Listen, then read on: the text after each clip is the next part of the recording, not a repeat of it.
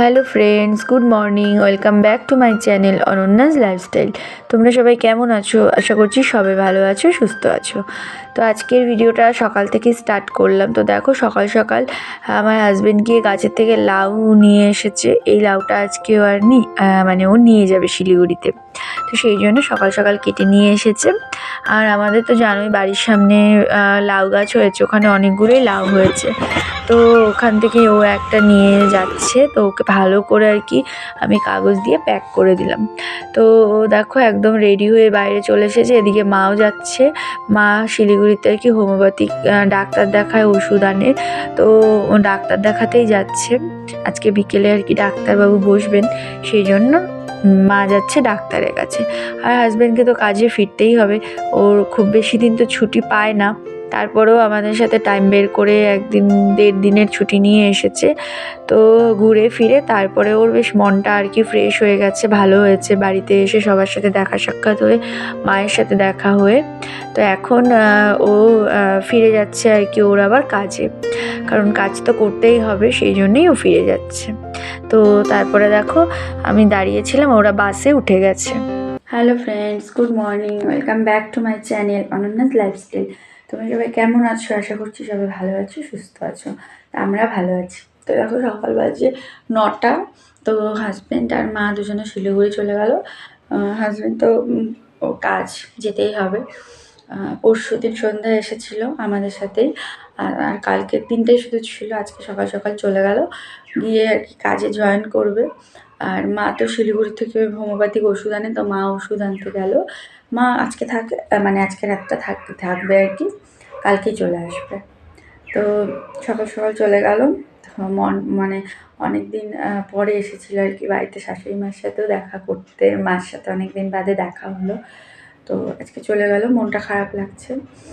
তো যাই হোক, আজকে বাড়িতে আমি আর মেয়ে দুজনে একাই আছি। তো এখন সব কাজকর্ম করতে হবে, রান্নাবান্না সব কিছু করতে হবে। 9টার মতো বাজে। তো ওদেরকে আগিয়ে দিয়ে এই ঘরে ঢুকলাম, ঢুকে দরজাটা বন্ধ করে দিলাম। এখন এই পাশে থাকবো, তো এটা খেয়াল রাখতে পারবো না, সেই জন্য বন্ধ করে আসলাম।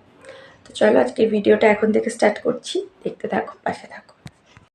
তারপরে দেখো, আমি আজকে সকালবেলা বানাচ্ছি, এখানে হলো ভাজা ভাত করছি, ফ্রাই করছি ভাতটাকে, কারণ আমার মেয়ে এটা খেতে বেশ ভালোবাসে। তো আজকে সকাল সকাল রুটি বানাইনি, ওরা আমার দুজনের জন্য আলু পেঁয়াজ ডিম দিয়ে ভাত ভাজা করে নিচ্ছি।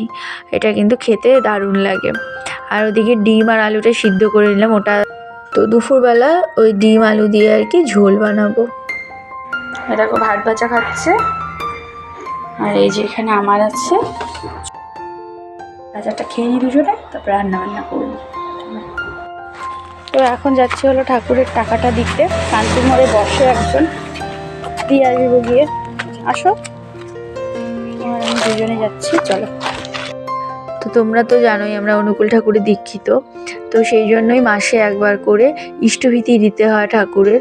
গত মাসে দেওয়ার কথা একদম মনে ছিল না, আর আজকেও একদম সকাল থেকে মনে ছিল না। হঠাৎ করেই মনে পড়লো যে ইষ্টভীতি টাকাটা দিতে যেতে হবে, 2 মাসেরটা পাবে, সেটা দিতে যেতে হবে। তো সেই জন্য তাড়াহুড়ো করে আমি অর্ধেক কাজ কমপ্লিট, গোটা কমপ্লিট হয়নি, অর্ধেক করে রেখে চলে এসেছি টাকা দিতে। তো এখানে দেখো হয়ে গেছে। তো টাকা দেওয়ার পরে এই অঞ্চল অফিসের এখান দিয়ে যাচ্ছিলাম। তো আজকে জিপি অফিস আমাদের কিন্তু খোলাই ছিল, কিন্তু আমার একটা কাজ ছিল, আজকে আর হলো না। যাই হোক, এর পরের দিন করে নেব। তারপর যাওয়ার পথে এখানে দেখো সেন্টারে এসেছি, মেড সেন্টারে। ওর হাইট আর ওয়েটটা নিচ্ছিল। তো ওখানের কাজ কমপ্লিট করে দেখো বাড়িতে এসে পালং শাক রান্না করলাম। এই শীতকালে নানান রকম সবজি দিয়ে পালং শাক খেতে কিন্তু দারুণ লাগে, সাথে একটু ডালের বড়ি দিয়ে দিয়েছি। ভীষণ ভালো হয়েছিল পালং শাকটা খেতে। তো পালং শাকটা নামিয়ে নিয়েছি। এদিকে দেখো, আমার ডিম আর আলুর মধ্যে লবণ হলুদ মাখিয়েই রেখেছিলাম।